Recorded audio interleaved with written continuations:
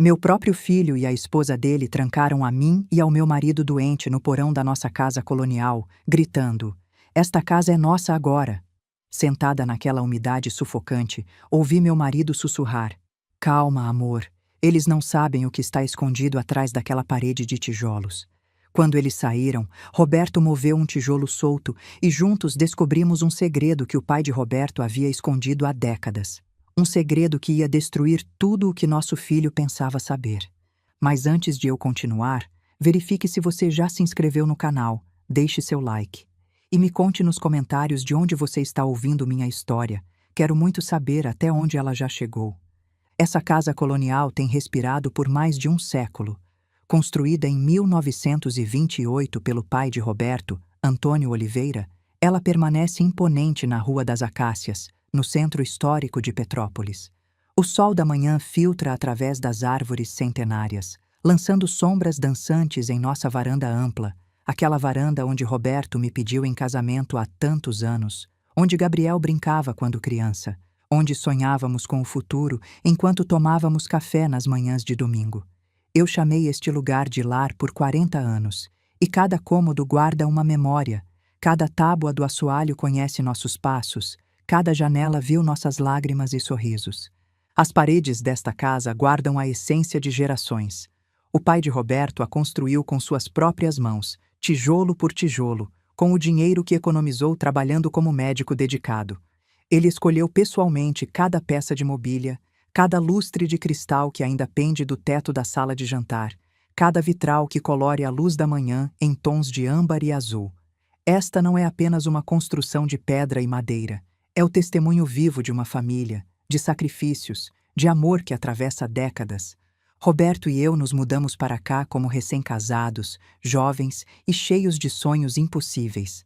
Lembro-me da primeira noite, quando dançamos descalços na sala de estar vazia, sem móveis ainda, apenas nós dois e o eco de nossas risadas nas paredes.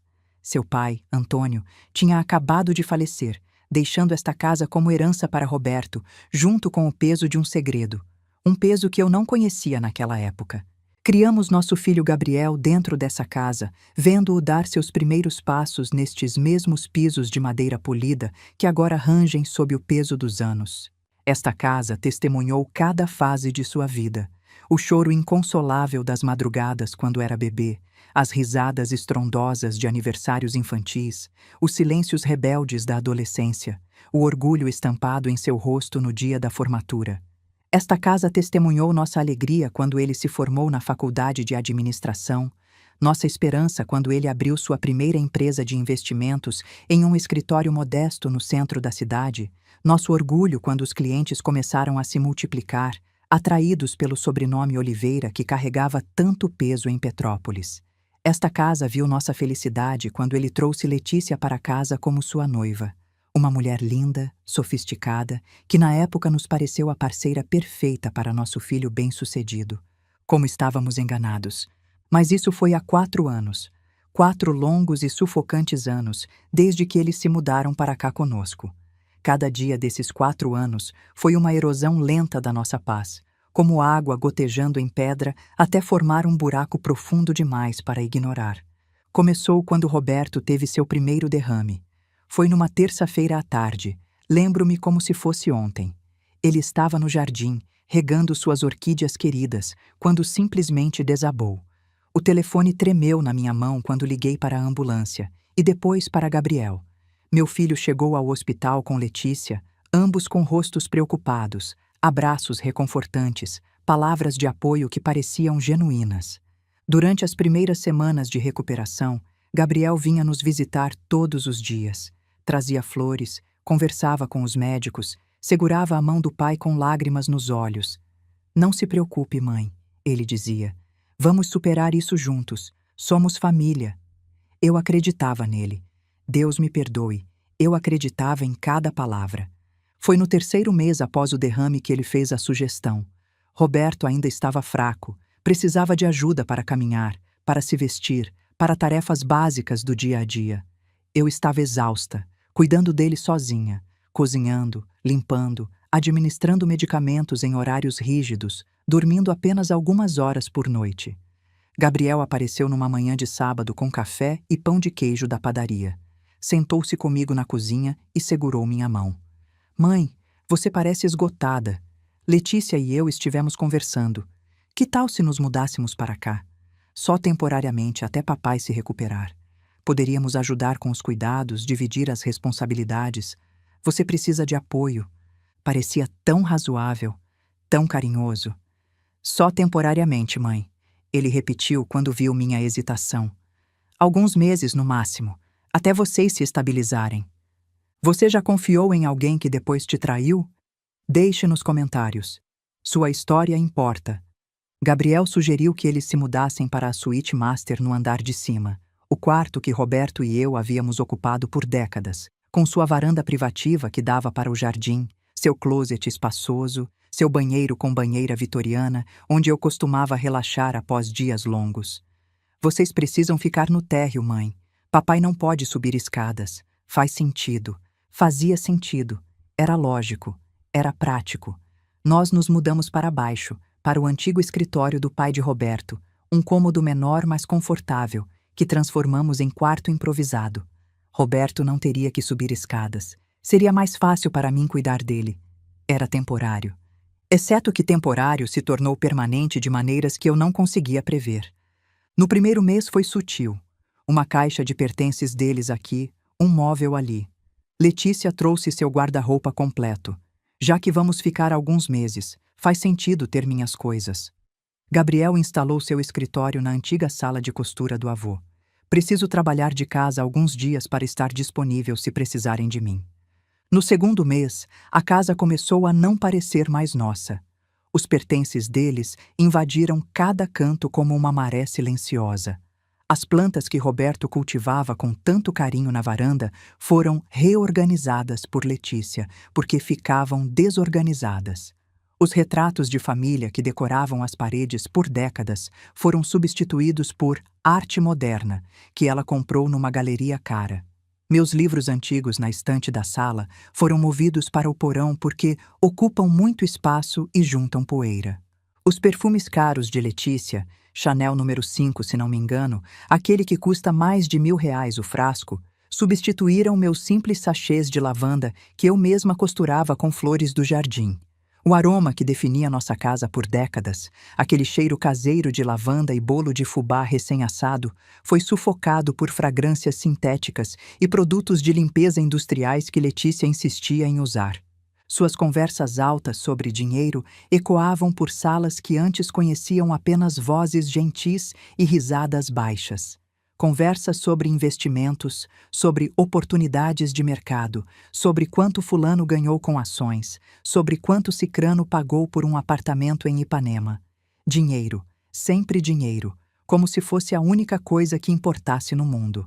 A casa que outrora respirava amor e memórias familiares, agora sufocava sob o peso da ganância mal disfarçada e do desrespeito crescente.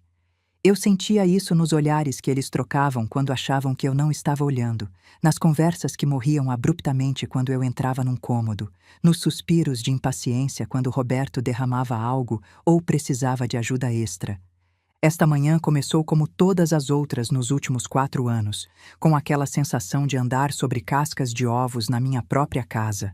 Acordei antes do amanhecer, como sempre, às 5:30 da manhã, quando o céu ainda estava tingido de roxo e as primeiras aves começavam a cantar no jardim. Esse era meu momento de paz, aqueles minutos silenciosos antes que o resto da casa acordasse. Preparei a medicação de Roberto com cuidado. 3 comprimidos azuis para a pressão, 2 brancos para o coração, meio amarelo para a circulação. Organizei-os na pequena caixinha de plástico que dividia por horários, uma rotina que eu executava com precisão militar todas as manhãs. Um erro na dosagem poderia ser fatal. Depois fui preparar seu café da manhã. Roberto mal consegue falar desde o segundo derrame que teve há 6 meses, mas seus olhos ainda brilham quando leio poemas para ele, especialmente Drummond, seu poeta favorito. Ele costumava recitar, no meio do caminho de memória, antes dos derrames roubarem suas palavras. Agora, ele apenas sorri com lágrimas nos olhos quando leio aqueles versos para ele. Estava fazendo seus ovos mexidos macios, apenas ovos, um fio de leite, uma pitada de sal, mexidos lentamente em fogo baixo até ficarem cremosos, exatamente como ele gosta, quando Letícia apareceu na porta da cozinha. Ela sempre aparecia nessa hora, como um abutre sentindo o cheiro de comida. "Esse cheiro de novo", ela disse, não fazendo nenhum esforço para esconder seu desgosto. Seu rosto estava impecavelmente maquiado apesar da hora matinal. Base perfeita, rímel, batom nude. Ela vestia um hobby de seda em tom champanhe, que provavelmente valia mais do que o salário mensal da maioria das pessoas. Eu tinha visto um similar numa vitrine em Ipanema por R$ 3.000. "Carmen", ela continuou, usando meu nome com aquela familiaridade forçada que nunca soou genuína. "Você não poderia cozinhar algo normal para variar? Esta casa sempre cheira a hospital, ou asilo. É deprimente." Continuei mexendo os ovos no fogo baixo, mandíbula apertada, contando até 10 mentalmente. "Seu sogro gosta desses ovos, Letícia. São fáceis para ele engolir. O Dr. Mendes recomendou alimentos macios e úmidos. Ele mal está comendo de qualquer jeito." Letícia respondeu com um dar de ombros casual, servindo-se de café daquela máquina italiana caríssima que ela havia instalado no balcão, substituindo a velha cafeteira que o pai de Roberto me deu de presente de casamento. "Dr. Mendes disse na última consulta que ele pode precisar de uma sonda alimentar em breve. Então por que continuar fingindo que essas pequenas refeições fazem diferença?" A crueldade casual em sua voz, aquela indiferença fria em relação ao sofrimento de Roberto, fez meu peito apertar como se uma mão invisível apertasse meu coração. Esta mulher nunca demonstrou cuidado genuíno por Roberto, nem nos primeiros dias quando ainda fingia educação básica. Para ela, meu marido era apenas um inconveniente, um obstáculo para o estilo de vida que ela se sentia no direito de ter em nossa casa. Um velho doente que atrasava seus planos, quaisquer que fossem esses planos. Levei a bandeja do café da manhã para nosso quarto com cuidado. Aquela bandeja de prata que ganhamos de presente de casamento, agora manchada pelos anos, mas ainda útil, com ovos mexidos humeantes, torradas cortadas em pedacinhos do tamanho de uma mordida, suco de laranja espremido na hora, e um pequeno vaso com uma rosa do jardim.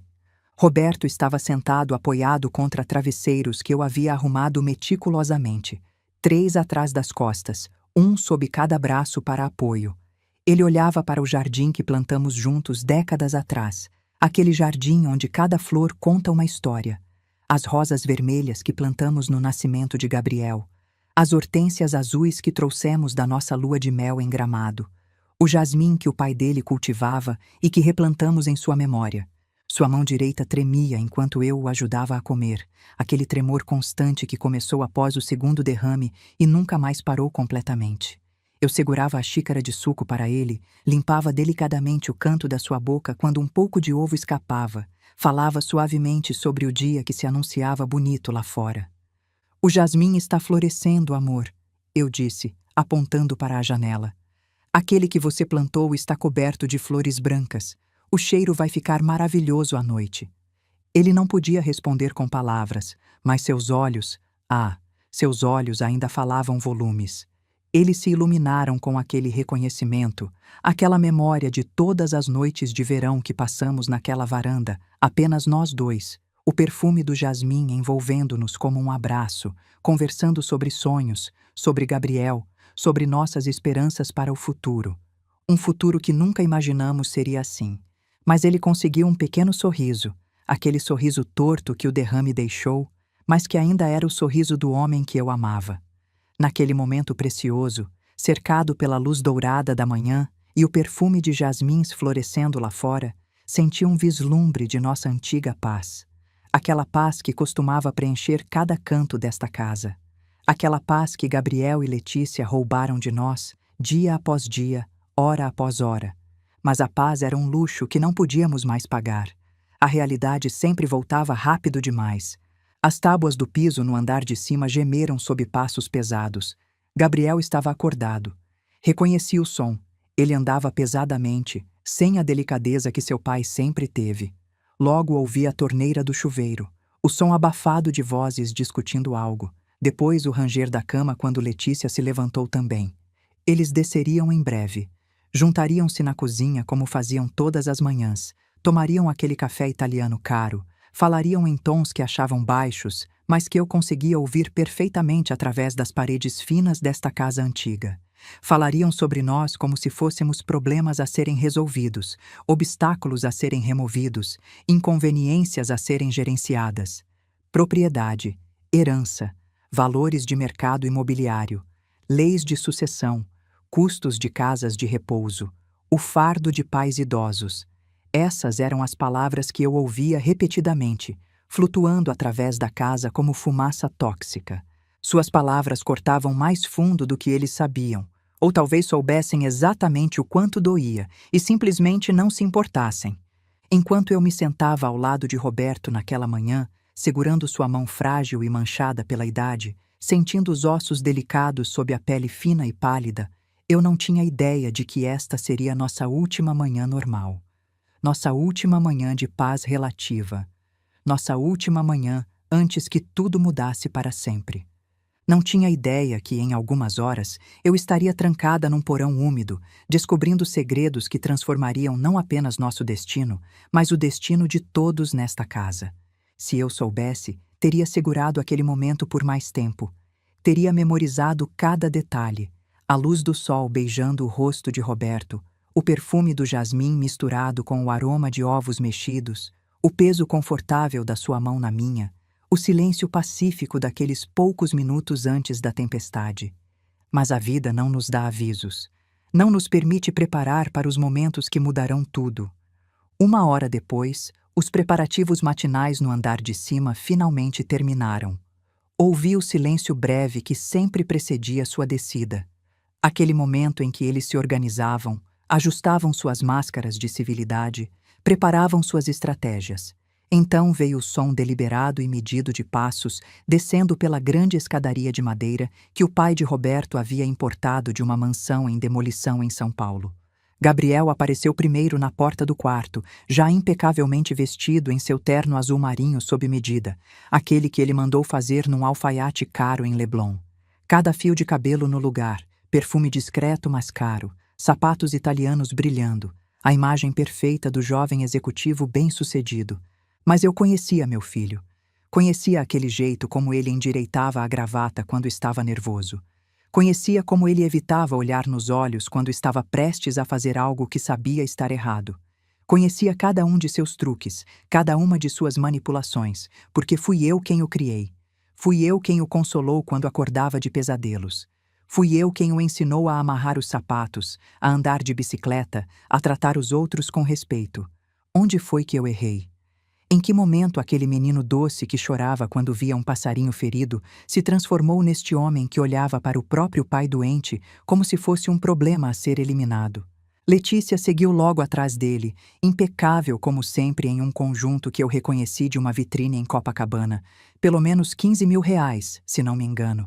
Seu cabelo estava perfeitamente escovado, suas joias discretas mas caríssimas, seus saltos altos fazendo aquele clique-clique característico no piso de madeira. Ela era a imagem da esposa troféu bem-sucedida, e sabia disso. A entrada deles na sala de jantar carregava um peso perturbador, uma atmosfera carregada que fez meu estômago se apertar com apreensão. Isso não era o usual passeio casual pela casa que eles faziam todas as manhãs antes de sair para seus compromissos. Não era a visita preguiçosa à cozinha para pegar café e reclamar de alguma coisa.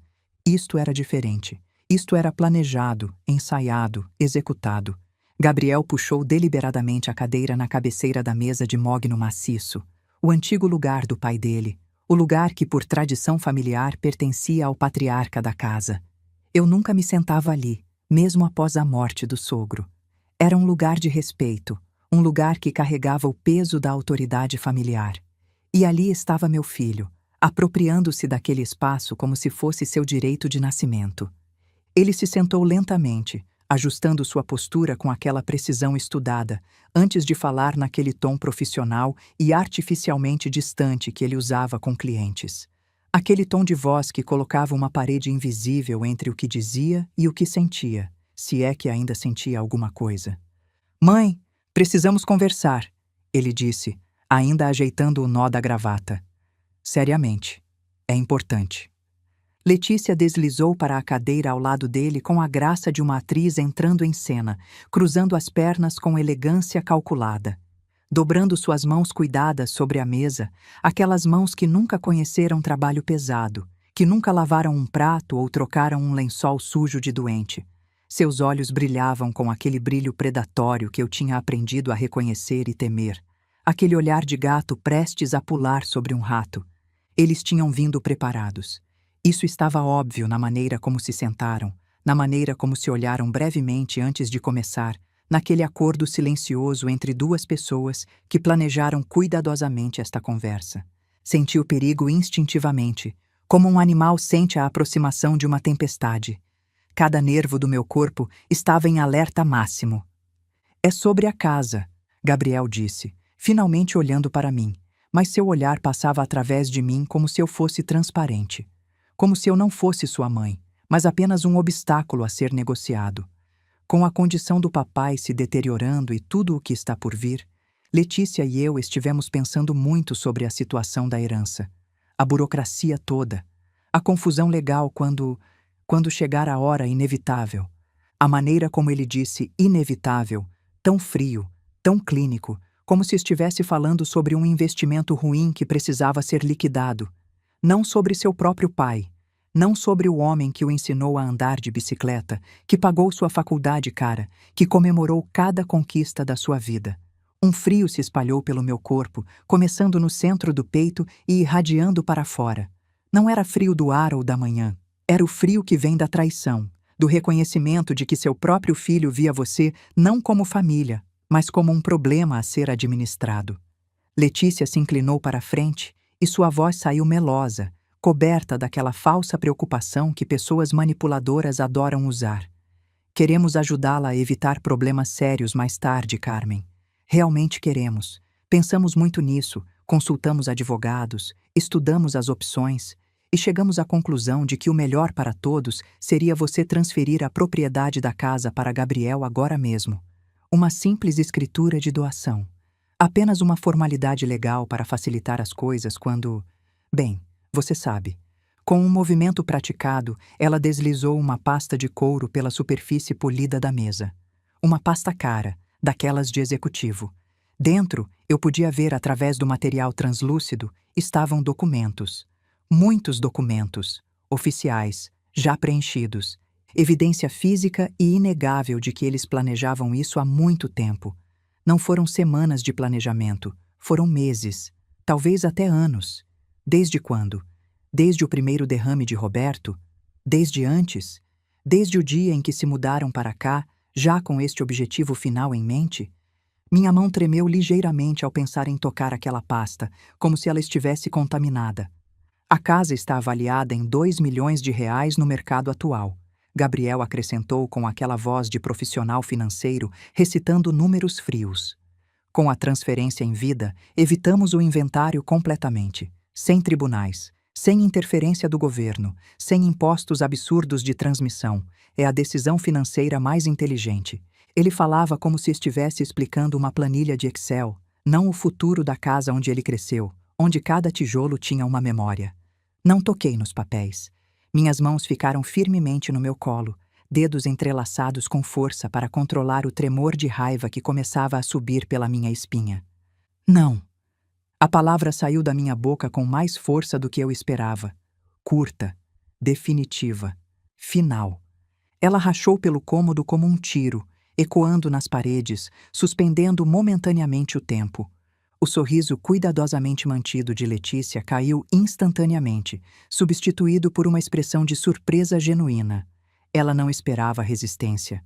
Eles tinham certeza que eu simplesmente aceitaria, que assinaria os papéis como uma velha obediente e grata pela ajuda que estavam oferecendo.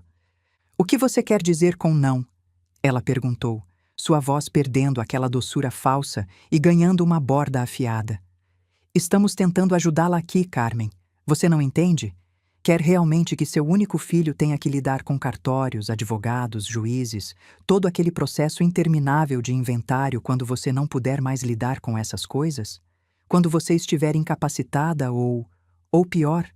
A ameaça implícita pairou no ar como fumaça tóxica. Entendo perfeitamente cada palavra que você está dizendo, Letícia, eu disse, forçando minha voz a permanecer calma, forçando-me a manter contato visual com aquela mulher que tinha invadido minha casa e minha vida. Entendo exatamente o que vocês querem. Entendo os números, as implicações legais, os benefícios fiscais. Tenho 62 anos, não 92. Minha mente está perfeitamente clara. E é exatamente por isso, porque entendo tudo completamente, que a resposta é não. O rosto de Gabriel ficou vermelho, aquele rubor que subia do colarinho quando ele ficava frustrado, desde criança. Mãe, seja razoável. Moramos aqui, cuidamos de vocês dois, pagamos pelas medicações caras do papai. Você sabe quanto custa aquele anticoagulante novo? R$ 500 por mês? Pagamos as contas de luz, de água, de manutenção desta casa enorme. É praticamente nossa casa já, de qualquer jeito. Vocês moram na casa do seu pai. Corrigi, cada palavra deliberada e clara. Na casa que o avô de vocês construiu e deixou para ele. Na casa que Roberto e eu mantivemos por décadas antes de vocês existirem em nossas vidas. Vocês pagam algumas contas porque comem nossa comida, usam nossa eletricidade, ocupam o melhor quarto da casa. Mas isto não torna a casa de vocês. Gabriel levantou-se abruptamente, sua cadeira raspando alto contra o piso de madeira, com um som que fez meu coração pular. Ele estava tremendo, de raiva, de frustração, de alguma emoção que não conseguia mais ler no rosto do meu próprio filho. Seja razoável, mãe. Ele quase gritou, perdendo completamente a compostura profissional. Papai precisa de cuidados profissionais, reais, especializados. Encontramos um lugar perfeito. Vila Serenidade, nos arredores do Rio. R$ 5.000 por mês. Equipe médica 24 horas. Fisioterapia. Enfermeiras especializadas em AVC. Ele teria tudo o que precisa. E você? Você poderia visitá-lo nos fins de semana, sem todo o estresse diário de cuidar dele sozinha. A traição dessas palavras cortou mais fundo do que qualquer faca poderia cortar. Eles já tinham pesquisado lugares específicos, visitado instalações, calculado custos mensais. Não era uma conversa hipotética. Era um plano já em execução, faltando apenas minha assinatura nos papéis para se tornar realidade. Eles já tinham decidido nosso destino. Já tinham planejado nossa remoção desta casa. Roberto para um lar, onde poderia definhar longe dos olhos inconvenientes, eu provavelmente para algum apartamento pequeno onde não pudesse causar problemas. Tudo limpo, tudo organizado, tudo conveniente para eles. Você quer um depósito de gente, eu disse, minha voz saindo mais baixa agora, trêmula de emoção contida. Um lugar para esconder seu pai, para varrer o problema para debaixo do tapete, enquanto você e ela aproveitam a vida que ele trabalhou para construir, esta casa que ele ajudou a manter, as memórias que ele ajudou a criar. Queremos o que é melhor para todos. Letícia estampou, batendo a mão na mesa com força suficiente para fazer os talheres de prata pularem. Seu rosto estava vermelho agora, a máscara de civilidade completamente caída, revelando a verdadeira face por baixo. Você está sendo egoísta, Carmen. Incrivelmente egoísta. Gabriel tem direito a esta casa. Ele é seu único filho. Ele carrega o nome Oliveira. Ele construiu toda a sua reputação profissional sobre este nome, sobre esta herança. Ele merece o que é dele por direito de sangue. Direito de sangue, eu repeti. E algo dentro de mim quis rir. Uma risada amarga que forcei para baixo. Se ao menos ela soubesse a verdade sobre direito de sangue e o nome Oliveira. Algo escuro e definitivo piscou nos olhos de Gabriel. Uma decisão sendo tomada. Uma linha sendo cruzada. Chega, ele disse, sua voz ficando perigosamente baixa e fria. Cansei de discutir. Cansei de tentar ser razoável com você. Ele caminhou ao redor da mesa com passos pesados e determinados. Antes que eu pudesse me levantar, antes que pudesse processar o que estava acontecendo, ele agarrou meu braço. Não dolorosamente. Meu filho ainda tinha aquele último vestígio de civilidade que o impedia de machucar fisicamente sua mãe. Mas com autoridade inquestionável, com força, com determinação absoluta. Gabriel, o que você está fazendo? Gritei, tentando me soltar, Mas aos 62 anos, após décadas de vida sedentária, eu não tinha força para igualar a de um homem de 38 anos que ia à academia religiosamente. Sou sua mãe. Você não pode. Esta é nossa casa agora. Ele rugiu de volta, seus olhos selvagens com algo que nunca tinha visto antes. Raiva pura, frustração anos acumulada. Ou talvez sempre estivesse lá, e eu simplesmente recusara ver. E vocês dois vão aprender a respeitar quem realmente manda aqui. Vão aprender que existem consequências quando você não coopera. Ele me arrastou pelo corredor, meus pés escorregando no piso polido que eu havia limpado 1000 vezes ao longo dos anos. Passamos pela sala de estar com seus retratos de família, nossas fotos de casamento, fotos de Gabriel bebê, fotos do pai de Roberto, todos nos observando com rostos congelados no tempo, testemunhas silenciosas desta traição. Gabriel, por favor, implorei, real pânico começando a tomar conta. Não faça isso, somos sua família. Mas ele não parou, não hesitou. Continuou me puxando através da cozinha, passando pela porta que levava à área de serviço, até chegarmos à antiga porta de madeira maciça que dava acesso ao porão. Foi então que vi Letícia aparecer arrastando Roberto. Meu marido, fraco demais para resistir, confuso demais para entender completamente o que estava acontecendo. Seus olhos encontraram os meus. Havia terror neles. Terror e confusão e uma pergunta silenciosa. Por quê? Não! Gritei, lutando com força renovada. Ele está doente. Ele precisa dos medicamentos. O médico disse que não pode ficar em lugares frios e úmidos.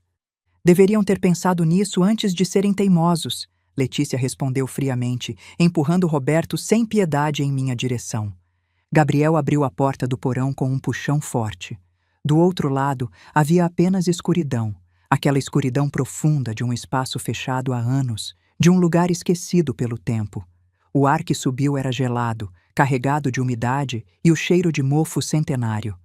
Desçam, ele ordenou, me empurrando em direção aos degraus íngremes de madeira velha. Por favor, Gabriel, tentei uma última vez, virando-me para olhar nos olhos do meu filho.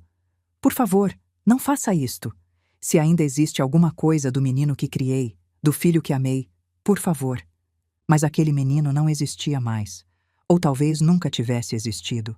Talvez eu tivesse apenas visto o que queria ver, criado uma ficção confortável de maternidade bem-sucedida quando a realidade era muito mais cruel. Gabriel me empurrou com mais força.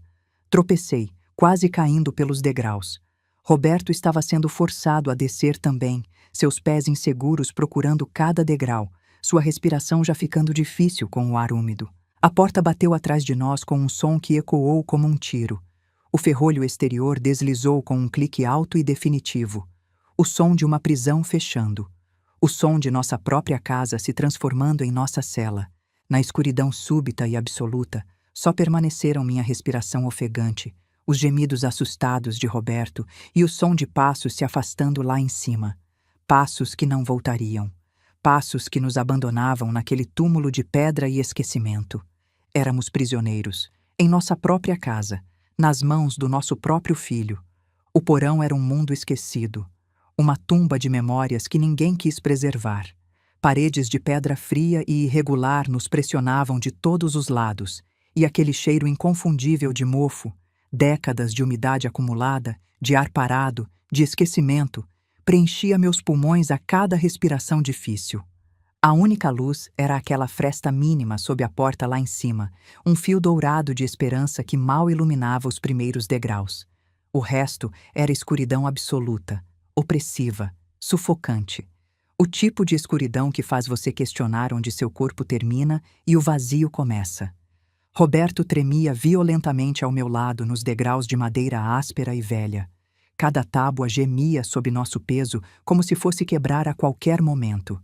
Sua respiração era rasa e trabalhosa. Cada inspiração um esforço doloroso. Cada expiração uma pequena nuvem visível no ar gelado que nos cercava. Envolvi meu braço ao redor de seus ombros frágeis, que pareciam ter encolhido ainda mais nas últimas horas. Senti através da camisa fina quanto peso ele tinha perdido desde o segundo derrame. Seu corpo parecia tão delicado quanto papel de seda, tão frágil que eu tinha medo de abraçá-lo forte demais. Vai ficar tudo bem, meu amor. Sussurrei na escuridão, minha voz soando oca e desesperada mesmo aos meus próprios ouvidos. As palavras eram mentiras confortantes, e ambos sabíamos disso. Eles vão voltar. Eles têm que voltar. Eles vão perceber o quão longe foram demais e vão vir nos tirar daqui. Mas então ouvi aquele som que despedaçou completamente qualquer fragmento de esperança que eu ainda mantinha. O som que confirmou meus piores medos. Portas de carro batendo lá fora. Não apenas uma, 2 portas. O motor de um carro ligando, aquele ronco característico do BMW novo de Gabriel. O rangido familiar do cascalho em nossa entrada quando alguém dá ré com pressa. Eles estavam indo embora. Simplesmente indo embora. Deixando-nos aqui, trancados no porão como animais indesejados, como problema resolvido, como obstáculos convenientemente removidos de seus caminhos para a riqueza e o conforto. Não, eu sussurrei, e depois mais alto. Não, Gabriel, volte, por favor. Gritei até minha garganta arder, até minha voz ficar rouca e quebrada. Gritei o nome do meu filho até que não fosse mais um nome, apenas um som desesperado ecoando nas paredes de pedra. Mas lá em cima, o silêncio que se seguiu à partida deles era absoluto e implacável. Nenhuma resposta, nenhum passo voltando, nenhuma porta se abrindo com arrependimento tardio. Apenas silêncio. O silêncio da casa vazia. O silêncio do abandono completo. Você já se sentiu completamente abandonado por quem deveria te amar? Como superou? Compartilhe sua força nos comentários. No silêncio que se instalou após o som do carro se afastando, só restavam nossos próprios sons. Minha respiração entrecortada, enquanto as lágrimas finalmente começavam a cair. O chiado preocupante na respiração de Roberto, que estava piorando com o ar úmido, e o gotejamento constante e lento de água de condensação em algum lugar nas sombras.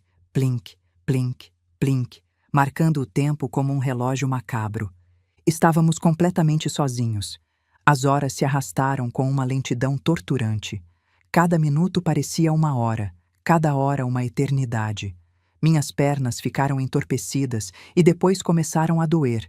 Cãibras agudas que subiam pelas panturrilhas, rigidez que se instalava nas costas de ficar sentada imóvel nos degraus de madeira dura.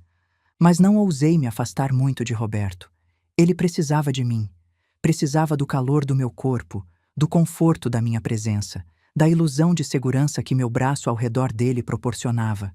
Ele cochilava inquieto contra meu ombro, seu corpo sacudindo ocasionalmente com aqueles pequenos espasmos involuntários que os derrames deixaram. Cada vez ele acordava com pequenos sons de confusão e terror, sons sem palavras, porque as palavras tinham sido roubadas dele. Cada vez eu alisava seu cabelo grisalho com dedos trêmulos e murmurava as mesmas garantias vazias em que nem eu mesma acreditava mais. Estou aqui, amor. Estou aqui. Vai ficar tudo bem. Vamos sair daqui em breve. Mentiras. Todas mentiras. Mas que outra coisa eu poderia dizer? O porão não tinha sido usado para nada além de armazenar coisas esquecidas há muitos anos. Décadas, talvez. Teias de aranha pendiam de cada canto como véus de funeral, grossas e empoeiradas. Potes de vidro vazios e manchados alinhavam prateleiras cambaleantes e podres, alguns quebrados, todos cobertos de uma camada de sujeira que testemunhava anos de negligência. Era aqui que o pai de Roberto costumava guardar sua coleção de vinhos, garrafas caras de vinhedos franceses e italianos que ele servia com orgulho quando esta casa recebia jantares elegantes. Festas onde mulheres usavam vestidos longos e homens fumavam charutos, onde conversas sobre arte e política fluíam junto com o vinho, onde a vida parecia refinada e civilizada e cheia de possibilidades. Agora aquele mesmo espaço parecia uma cripta abandonada, um túmulo para memórias mortas, um lugar onde esperanças vinham para apodrecer e ser esquecidas.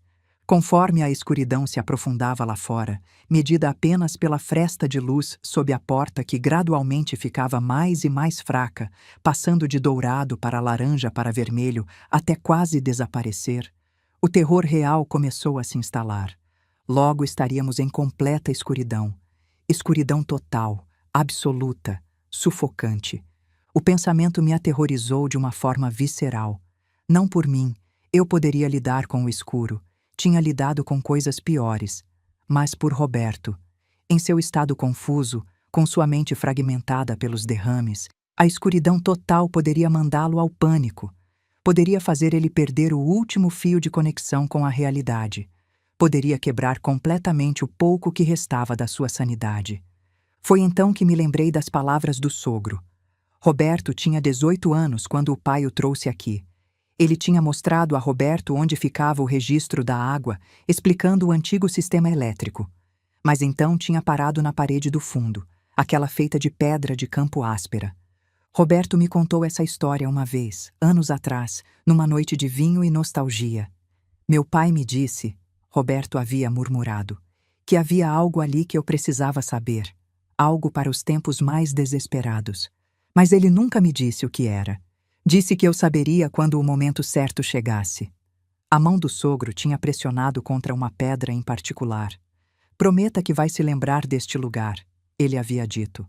Roberto tinha sido jovem e distraído na época, mais interessado em começar sua nova vida do que se deter em velhos segredos, e nunca tinha havido um momento desesperado o suficiente para abrir aquele esconderijo.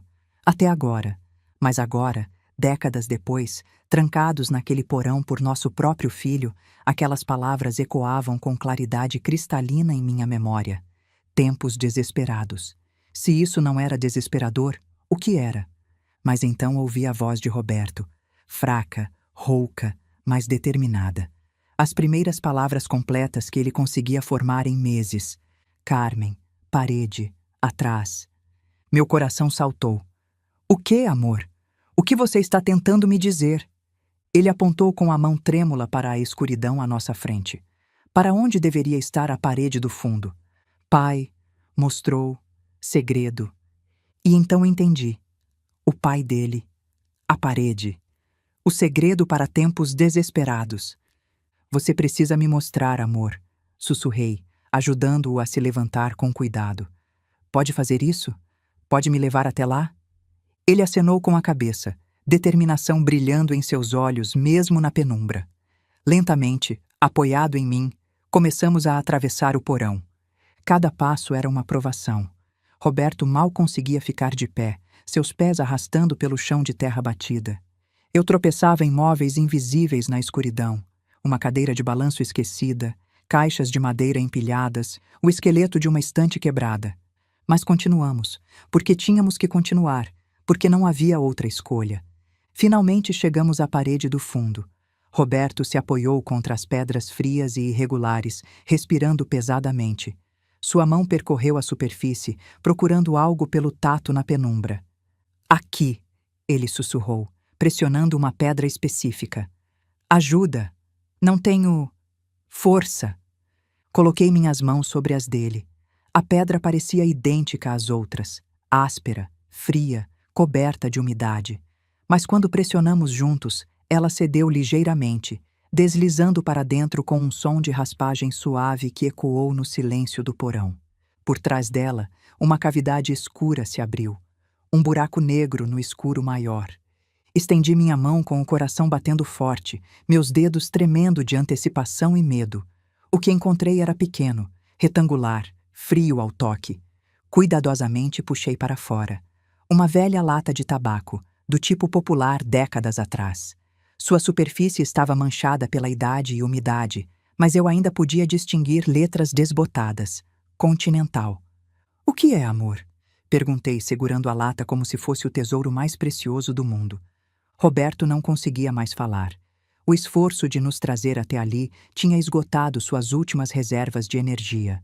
Mas ele tocou a lata com reverência, depois tocou meu rosto, e seus olhos diziam tudo. Isto era importante, isto mudaria tudo. Voltamos para os degraus, apoiando-nos um no outro. Então me lembrei. A velha caixa de ferramentas do sogro ainda deveria estar numa prateleira perto das escadas. Procurei às cegas até meus dedos a encontrarem. Dentro, milagrosamente, havia uma lanterna pequena que ainda funcionava quando a liguei. O feixe fraco era suficiente. Sentada ao lado de Roberto novamente, segurei a lata sob o brilho trêmulo da lanterna. A tampa estava presa pela idade e umidade, mas depois de várias tentativas, finalmente se abriu com um clique suave. Dentro, envoltos em pano oleado, estavam papéis. Papéis antigos, amarelados pelo tempo, mas ainda legíveis. Minhas mãos tremiam enquanto desdobrava o primeiro documento sob o feixe da lanterna.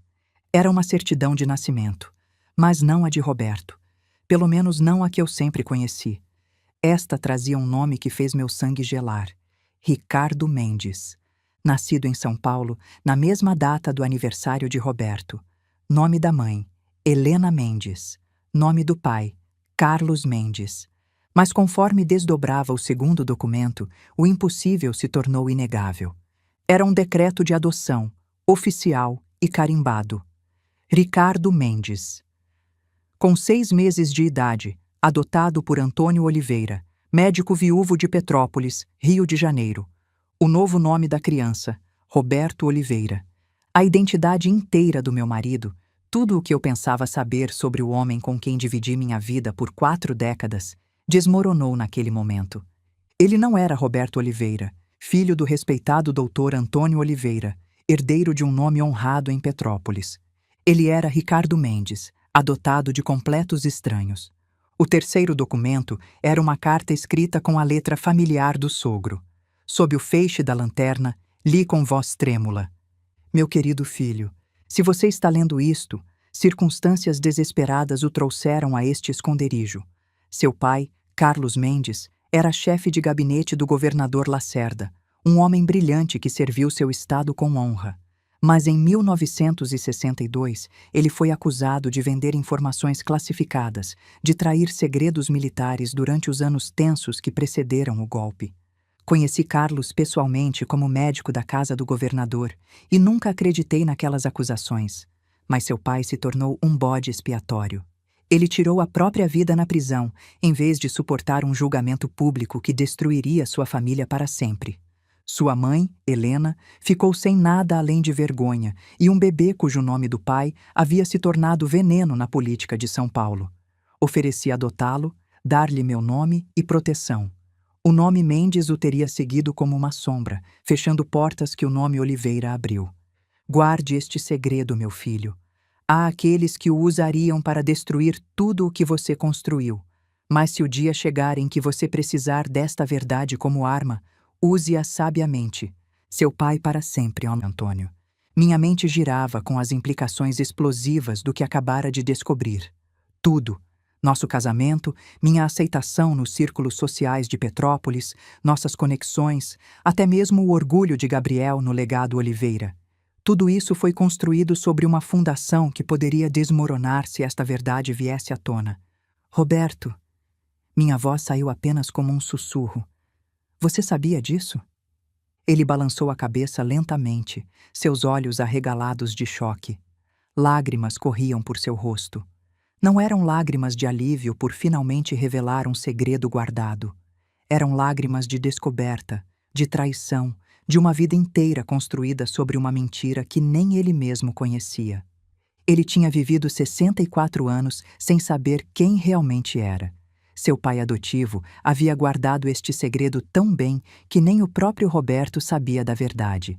Apenas que havia algo escondido para tempos desesperados, mas nunca o quê.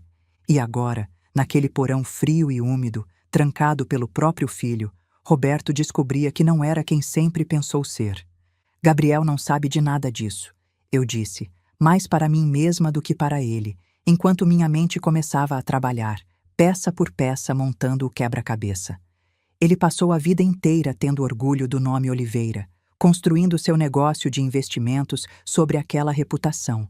Seus clientes são políticos, velhas famílias fluminenses que se importam profundamente com linhagens e honra. Olhei para Roberto e vi nos seus olhos que ele entendia. Mesmo em seu estado debilitado, ele entendia perfeitamente o poder do que tínhamos nas mãos. Se eles soubessem que Gabriel é neto de Carlos Mendes, continuei, minha voz ficando mais firme, um homem acusado de traição ao Estado, seu negócio entraria em colapso da noite para o dia.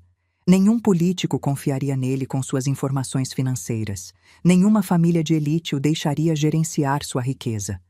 Roberto tocou minha mão. Seus dedos tremiam, mas o aperto era firme. Era consentimento. Era aprovação. Era a permissão de um pai para proteger o que restava de sua dignidade, mesmo que isso significasse destruir o mundo do filho que os havia traído. E ele não faz ideia. Respirei, sentindo pela primeira vez, desde que a porta do porão se fechou, algo diferente de desespero. Nenhuma ideia. Para ele, somos apenas velhos inconvenientes, ficando no caminho de sua herança. Ele acha que o nome Oliveira lhe dá o direito a tudo: esta casa, respeito, posição social. Olhei para os papéis espalhados ao meu redor sob a luz fraca da lanterna. Depois de volta para o rosto do meu marido. Mas é tudo construído sobre a mentira cuidadosamente construída do seu pai. Uma mentira de amor, sim, mas ainda assim uma mentira. E se nosso filho quer nos tratar como prisioneiros em nossa própria casa, talvez seja a hora dele aprender o que são consequências reais. O peso de décadas de engano se estabeleceu sobre meus ombros. Mas pela primeira vez desde que este pesadelo começou, senti algo diferente de desamparo. Senti poder. Acima de nós, as tábuas do piso rangeram. Passos pesados cruzaram a cozinha, depois se moveram em direção à porta do porão. Meu coração saltou. Eles estão voltando. Sussurrei rapidamente para Roberto, juntando os papéis e enfiando-os de volta na lata de tabaco.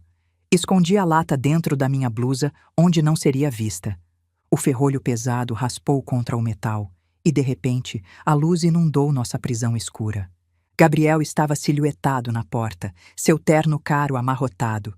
Atrás dele, Letícia apareceu com uma mistura de curiosidade e nojo no rosto. E então? Gabriel perguntou, sua voz pingando de arrogância. Tiveram tempo suficiente para pensar sobre nossa oferta? Ajudei Roberto a ficar de pé, sentindo o quanto ele tinha enfraquecido durante nosso aprisionamento. Suas pernas tremiam, e eu podia ouvir que o chiado em sua respiração tinha piorado significativamente. O ar frio e úmido não tinha sido gentil. Gabriel, eu disse, deixando exaustão e derrota colorir minha voz deliberadamente. Seu pai precisa de atenção médica urgente. O estresse, o ar frio. Por favor, deixe-me ligar para o Dr. Mendes. Letícia deu um passo à frente, seu rosto se iluminando com o que poderia passar por preocupação genuína se você não a conhecesse. Meu Deus, ele está tendo outro episódio? Não podemos ter ele desmaiando. Só me deixe fazer uma ligação, implorei, apoiando o peso de Roberto contra meu ombro. Dr. Mendes conhece a condição dele. Ele precisa ser examinado. Gabriel nos estudou por um momento, claramente pesando suas opções. Um sogro doente era a última coisa que ele queria. Tudo bem, disse finalmente. Uma ligação, mas seja rápida, e nada de gracinhas. Ele me entregou seu celular, depois se virou para falar algo com Letícia em voz baixa, a alguns metros de distância. Aproveitei aqueles segundos preciosos. O número que disquei não era do Dr. Marcelo Mendes. Era um que eu tinha memorizado de um cartão de visita que guardei na minha carteira por 3 anos, esperando um dia em que pudesse precisar. Um advogado especializado em disputas familiares complexas. Campos e Associados, veio a resposta profissional do outro lado. Mantive minha voz baixa e urgente, quase sussurrando no aparelho enquanto Gabriel estava distraído. Preciso de uma consulta urgente esta tarde. Caso de emergência familiar. Gabriel se virou, franzindo a testa. Com quem está falando? Cobri rapidamente. Estou esperando transferirem para o Dr. Mendes. Menti, fazendo uma pausa como se estivesse aguardando. A recepcionista, profissional, entendeu o tom de urgência. Entendo. Temos disponibilidade às 16 horas. Pode vir? Sim, obrigada, respondi, mantendo meu tom genérico e médico. Vou levar os documentos necessários. Encerrei a chamada rapidamente e devolvi o telefone para Gabriel. O consultório vai me encaixar esta tarde, disse, mantendo minha voz cansada e derrotada. Preciso levar os registros médicos dele. Vou sair às 3h30. Bom, Gabriel disse, guardando seu telefone. Talvez agora você comece a ser razoável sobre o que é melhor para todos. Talvez sim, respondi calmamente, ajudando Roberto em direção ao nosso quarto. Talvez sim. As horas seguintes foram uma dança cuidadosa de normalidade forçada. Preparei o almoço, um caldo leve para Roberto, sanduíches para Gabriel e Letícia. Eles comeram na sala, conversando em tons baixos que eu não conseguia distinguir completamente, mas que soavam como planejamento, estratégia. Às 3h30, como havia dito, arrumei-me para sair. Coloquei uma blusa simples, peguei minha bolsa velha, aquela onde estava escondida a lata de tabaco, embrulhada num lenço no fundo. Gabriel apareceu quando eu estava na porta. Quer que eu te leve? Não precisa, respondi rapidamente, talvez rápido demais. Ajustei o tom. Vou de táxi. Não sei quanto tempo vai demorar e você tem trabalho. Ele hesitou, e por um momento pensei que fosse insistir. Mas Letícia o chamou de dentro da casa, algo sobre uma ligação importante de um cliente. Tudo bem, ele disse distraído, mas não demore. E lembre-se do que conversamos. Papai precisa de cuidados profissionais. Pense nisso enquanto estiver lá. Era uma ameaça velada, mas também era minha saída. Vou pensar, prometi, e saí antes que ele mudasse de ideia. O táxi que chamei me levou direto para o centro de Petrópolis. Durante todo o trajeto, segurei a bolsa no colo, sentindo o peso da lata de tabaco contra minhas pernas. Aqueles papéis velhos e amarelados eram minha única arma. Eu não podia desperdiçá-los.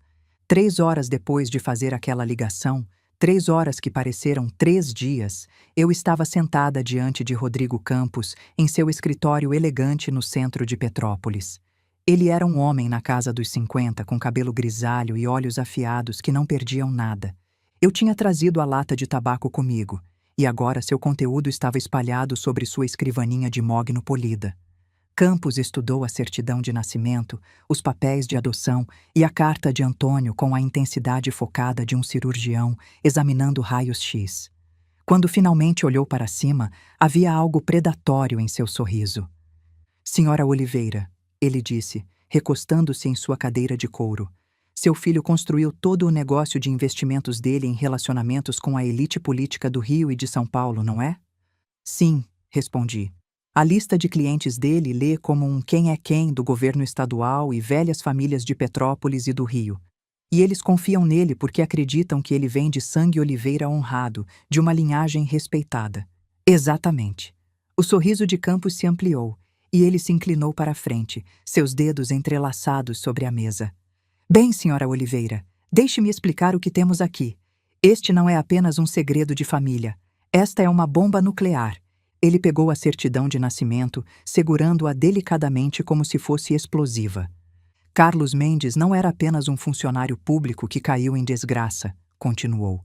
Ele estava no centro de um dos maiores escândalos políticos dos anos 60. Quando foi acusado de vender segredos de Estado, o caso foi manchete nacional por meses. Seu nome se tornou sinônimo de traição em certos círculos, especialmente nos círculos políticos e militares que ainda têm memória longa. Meu estômago apertou. E os clientes de Gabriel? São exatamente dessas famílias, Campos terminou. Famílias que valorizam tradição, linhagem, sangue limpo. Para eles, descobrir que Gabriel é neto de Carlos Mendes seria como descobrir que ele tem uma doença contagiosa. Eles não vão apenas retirar seus investimentos, vão se certificar de que todo mundo em seus círculos saiba. Vão destruí-lo socialmente antes mesmo de destruí-lo financeiramente. Ele pausou, deixando isso penetrar. Isso não vai apenas tirar a casa dele, disse Campos, sua voz baixa mas clara. Isso vai demolir tudo, seu negócio, sua reputação, sua posição social. Tudo que ele construiu usando o nome Oliveira como fundação vai desmoronar quando descobrirem que aquela fundação era areia movediça. Senti um arrepio percorrer minha espinha. Não de medo, mas de algo mais frio, mais definitivo. E a esposa dele? Perguntei. Campos sorriu. Ah, Letícia, ela vai odiá-lo, porque para uma mulher como ela, casada por status e dinheiro, descobrir que seu marido não é quem ela pensava. Bem, isso é pior do que qualquer traição financeira. Ele juntou os documentos cuidadosamente. Senhora Oliveira, você me trouxe o equivalente legal de uma ogiva nuclear. A questão agora é, você está preparada para detoná-la? Pensei em Roberto no porão, tremendo de frio e medo. Pensei em Gabriel gritando, esta é nossa casa agora, enquanto nos trancava como animais. Pensei em Letícia falando sobre enviar Roberto para morrer sozinho em alguma instituição. Pensei em 40 anos de amor e sacrifício, descartados como lixo. Sim, eu disse, minha voz firme e clara. Estou preparada, mas quero fazer isso da maneira certa. Quero que ele entenda exatamente o que perdeu e por quê. Campos acenou, aprovação brilhando em seus olhos. Então vamos começar. Uma semana depois, eu estava sentada em nossa sala de estar, lendo o jornal da manhã, quando a campainha tocou. Através das cortinas de renda, pude ver um sedã preto estacionado em nossa entrada. Caro, profissional, o tipo de carro que significava negócio sério. Rodrigo Campos estava em nossa varanda, impecavelmente vestido em um terno cinza carvão e carregando uma pasta de couro. Atrás dele estava um homem mais jovem em um terno igualmente elegante, claramente outro advogado de seu escritório. Senhora Oliveira, Rodrigo disse com um leve aceno. Acredito que temos alguns documentos para entregar. O som de passos na escada me disse que Gabriel tinha ouvido a campainha. Ele apareceu no corredor, ajeitando sua gravata, claramente curioso sobre nossos visitantes inesperados. Letícia seguiu atrás, seu rosto já mostrando preocupação suspeita. Posso ajudá-los, senhores? Gabriel perguntou, dando um passo à frente com o ar confiante de um homem que acreditava possuir tudo à vista. Gabriel Oliveira? Rodrigo perguntou, embora seu tom sugerisse que ele já sabia a resposta. Sim, e você é? Rodrigo Campos, advogado, representa os interesses legais da verdadeira proprietária desta propriedade. Ele abriu sua pasta com eficiência praticada e retirou um grosso envelope manila. Isto é para você. Gabriel pegou o envelope com confusão óbvia, rasgando-o aberto com arrogância casual. Observei seu rosto enquanto ele começava a ler. Vi o momento exato em que a confusão se transformou em descrença, depois em algo aproximando pânico.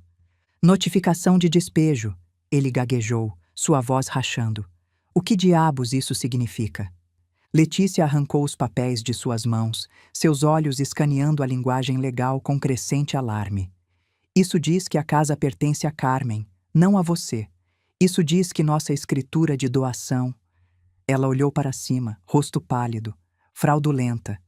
Receio que sim, Rodrigo respondeu com calma profissional. Nossa investigação revelou que o documento que vocês apresentaram como uma transferência legítima de propriedade é, na verdade, uma falsificação bastante mal executada. O tabelião cujo selo aparece em seus papéis morreu 2 anos antes da suposta data de assinatura. Isso é impossível, Gabriel disse, mas sua voz carecia de convicção. O que é mais preocupante, Rodrigo continuou, sua voz assumindo um tom mais afiado, é que esta tentativa de fraude levanta sérias questões sobre a posição legal de sua família nesta comunidade. Questões que podem exigir uma investigação pública completa em seu histórico genealógico, sua verdadeira herança. Ele pausou, deixando cada palavra cair como uma pedra em água parada. Seu direito de usar o nome Oliveira em suas negociações comerciais. A cor drenou completamente do rosto de Gabriel. Do que você está falando? Estou falando do tipo de investigação que aparece na primeira página do Jornal do Brasil, Sr. Oliveira. O tipo que seus parceiros de negócios e clientes tendem a ler durante o café da manhã. O tipo que levanta questões desconfortáveis sobre linhagens e honra familiar. Letícia agarrou o braço de Gabriel, suas unhas cavando em seu paletó caro. Que histórico genealógico! Do que ele está falando? Vocês têm 30 dias para desocupar as instalações, Rodrigo concluiu, fechando sua pasta com um estalo. E eu sugeriria fortemente que cooperem. A alternativa envolveria muita publicidade indesejada sobre a verdadeira identidade da família Oliveira. Quando os advogados voltaram para seu sedã, notei que as mãos de Gabriel tremiam quando ele puxou seu celular. Meus parceiros de negócios, ele disse, sua voz oca. Eles vão começar a fazer perguntas. Meus clientes. Deus, meus clientes. 3 dias depois, nossa sala de estar estava lotada de pessoas que eu não via há meses, talvez anos. Gabriel tinha convocado uma reunião familiar de emergência e a urgência em sua voz os tinha trazido correndo. Primo Fernando estava sentado rigidamente em nosso sofá antigo, sua esposa Teresa ao lado dele, segurando sua bolsa como um escudo. 2 dos parceiros de negócios de Gabriel, Homens em ternos caros, que normalmente me tratavam com diferença educada, ocupavam as poltronas perto da lareira. A atmosfera era densa de tensão e pânico mal disfarçado. Eu podia ver no rosto de Gabriel, na maneira como suas mãos tremiam ligeiramente enquanto ele andava de um lado para o outro na frente da velha estante de mogno do sogro. Letícia estava empoleirada na beira de um puff, sua compostura usual rachada como um espelho quebrado. Obrigado a todos por virem em cima da hora. Gabriel começou, sua voz carregando aquela confiança forçada de um homem tentando convencer a si mesmo tanto quanto sua audiência. Estamos lidando com uma crise familiar aqui, um ataque legal à nossa casa, nossa herança, tudo que o nome Oliveira representa. Ele gesticulou em minha direção com frustração mal contida. Minha mãe foi influenciada por um advogado inescrupuloso que está enchendo sua cabeça de mentiras sobre propriedade e história familiar.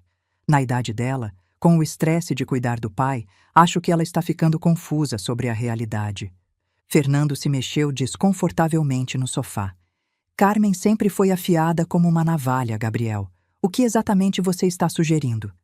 Estou sugerindo que precisamos considerar uma curatela, Gabriel disse, as palavras saindo em um jato. Mamãe está tomando decisões que poderiam destruir a reputação desta família, rasgar tudo o que construímos. Ela está acreditando em teorias de conspiração sobre documentos falsificados e investigações genealógicas.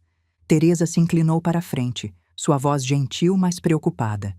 Carmen, querida, isso é verdade? Você está tendo problemas com memória ou julgamento? Olhei ao redor da sala para estas pessoas, alguns família, alguns associados comerciais, todos que me conheciam há décadas. Eles me viram construir uma carreira, criar um filho, cuidar do meu marido durante sua doença. A sugestão de que eu era mentalmente incompetente era tão absurda que era quase insultante. Não, Teresa, eu disse calmamente, levantando-me da minha cadeira. Minha memória e julgamento estão perfeitamente claros. Na verdade, gostaria de compartilhar algo com todos vocês que pode explicar por que Gabriel está tão desesperado para me desacreditar. Caminhei até a mesinha lateral onde eu tinha colocado a lata de tabaco naquela manhã, sabendo que este momento viria. Gabriel está certo sobre uma coisa, isso é sobre história familiar e herança, mas não da maneira que ele pensa. Mamãe, não faça isso, Gabriel alertou, sua voz aguda de pânico. Você vai se envergonhar. A única pessoa que deveria estar envergonhada, eu disse, abrindo a lata e removendo os papéis amarelados, é o homem que passou a vida inteira tendo orgulho de um nome que não é legitimamente dele. A sala ficou em silêncio mortal. Eu podia ouvir o velho relógio do avô batendo no corredor, o som distante de tráfego na Rua das Acácias, a inspiração aguda de Teresa. O verdadeiro nome do meu marido é Ricardo Mendes, continuei, segurando a certidão de nascimento para que todos pudessem vê-la.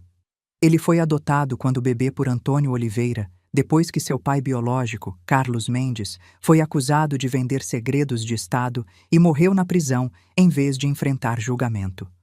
O rosto de Fernando ficou branco. A mão de Teresa voou para sua boca. Os parceiros de negócios trocaram olhares que falavam volumes sobre seu desejo repentino de estar em qualquer outro lugar.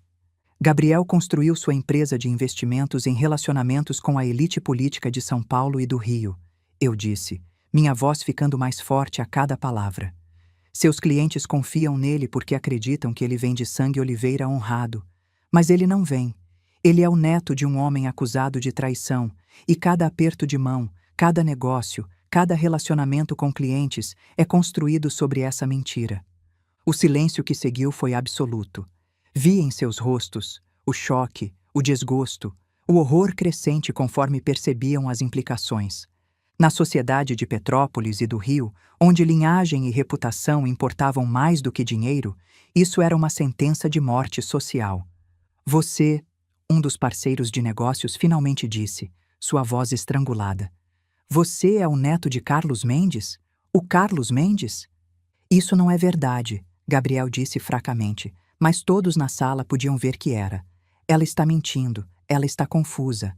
Aqui estão os documentos, eu disse, colocando-os na mesa de centro. Certidão de nascimento original, papéis de adoção oficiais, uma carta de Antônio Oliveira explicando tudo, Qualquer um que queira verificar a autenticidade, sinta-se à vontade. Fernando se levantou lentamente, seu rosto uma máscara de choque. Carmen, precisamos... Desculpe, mas preciso ir embora. Os parceiros de negócios o seguiram sem uma palavra, seus rostos cuidadosamente vazios. Mas eu sabia o que eles estavam pensando. Quantos clientes eles perderiam quando esta história vazasse? Quanto sua associação com Gabriel custaria a eles? Gabriel afundou na cadeira do avô, a realidade finalmente o atingindo. Meu negócio, ele sussurrou. Todos os meus clientes, tudo. Tudo construído sobre o sacrifício de Antônio Oliveira, eu disse suavemente. Sobre a mentira que ele contou para dar ao seu pai uma chance de vida normal. Você desperdiçou esse presente. Transformou aquele sacrifício em ganância e crueldade. Letícia olhava para mim com algo próximo ao ódio.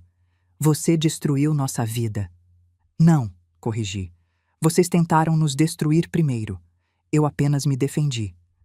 Você faria o mesmo para proteger sua dignidade? Deixe sua resposta nos comentários.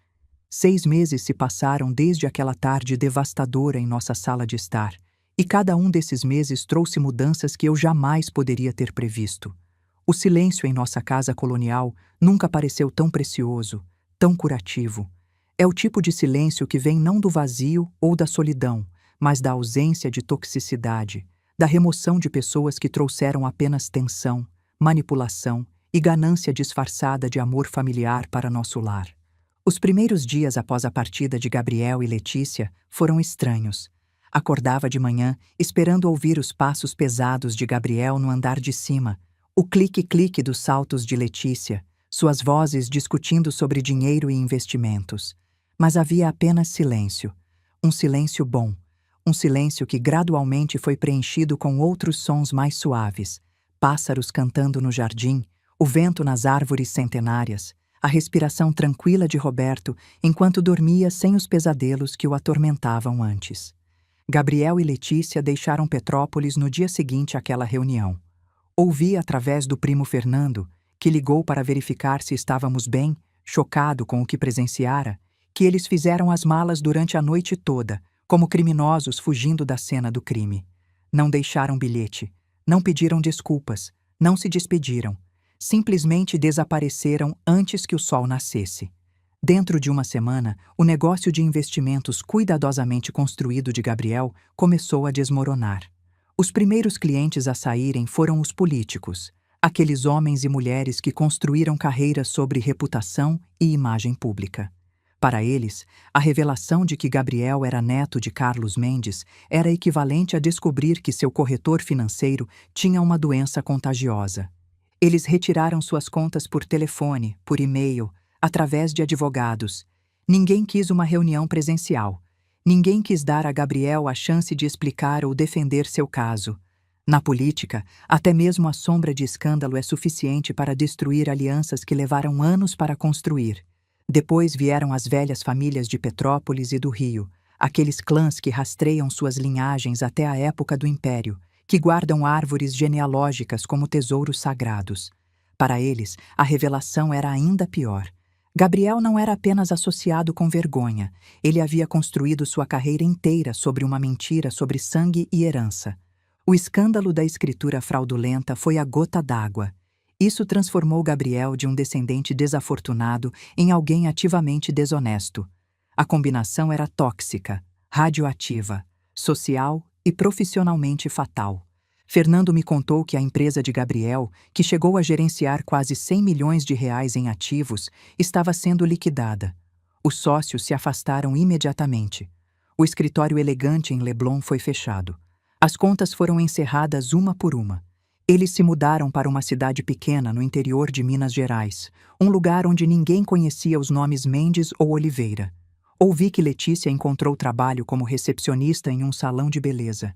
Ganha salário mínimo. Gabriel. Ninguém parece saber exatamente o que Gabriel faz agora.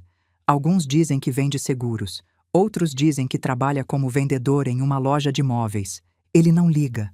Não escreve. Para mim, ele deixou de existir. Mas esta história não é sobre vingança. É sobre algo muito mais importante. É sobre cura, sobre reconstrução, sobre descobrir que a vida pode ser boa novamente. A saúde de Roberto melhorou de maneiras que os médicos chamaram de notáveis. Dr. Mendes disse que nunca tinha visto uma recuperação tão significativa. Mas eu sabia o segredo. Não era milagre. Era simplesmente a ausência de estresse tóxico. Sem Gabriel e Letícia, sem os comentários cruéis, sem viver em estado de alerta perpétuo, o corpo de Roberto encontrou espaço para curar. Ele ainda luta com os efeitos permanentes dos derrames, mas está melhorando em vez de piorando.